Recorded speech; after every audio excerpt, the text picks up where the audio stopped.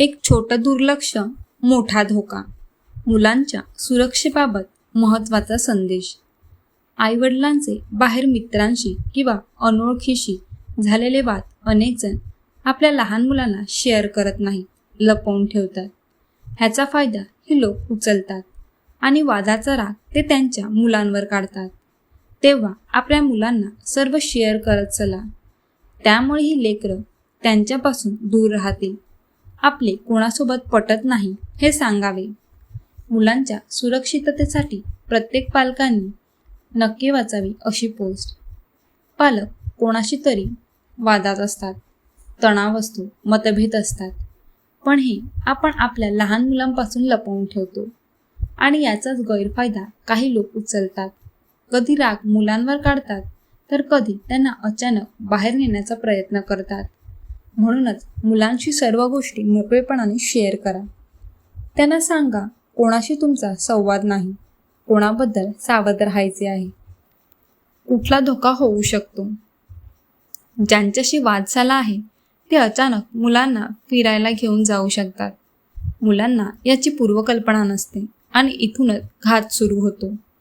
Chocolate, gift, mobile, खेळणी अशा आमिषांना मुलांना फसवले जाते. बाईकवर फिरवून आणतो म्हणत मुलाला दूर नेले जाऊ शकते. पालकांनी तात्काळ करावयाचे उपाय मुलांना स्पष्ट सांगा. कोणाच्या गाडीवर, बाईकवर कोणाबरोबरही जाऊ नये. तुम्ही घरी नसाल तर शेजारी, जवळच्या लोकांना माहिती द्या.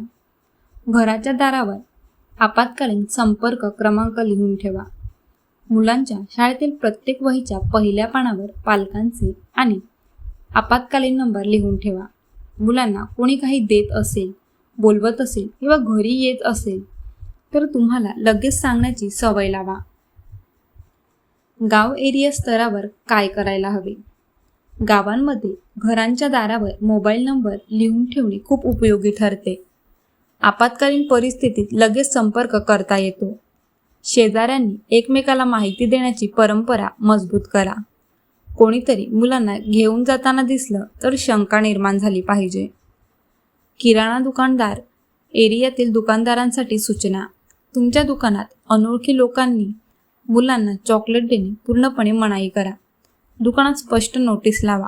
अनोळखी व्यक्तींकडून मुलांना गिफ्ट चॉकलेट देण्यास मनाई आहे. ओळखीचा असला तरी मुलांना आमिष देऊन बाहेर घेऊन जाण्याचा प्रयत्न होत असेल तर ताबडतोब थांबवा. शेवटचे पण अत्यंत महत्त्वाचे, मुलांची सुरक्षितता ही फक्त घराची जबाबदारी नसून संपूर्ण समाजाची जबाबदारी आहे. पालक जागरूक असतील तर मुलं सुरक्षित राहतात. लहान सहान दुर्लक्ष मोठा धोका बनू शकतो. जागरूक राहा, मुलांना सुरक्षित ठेवा.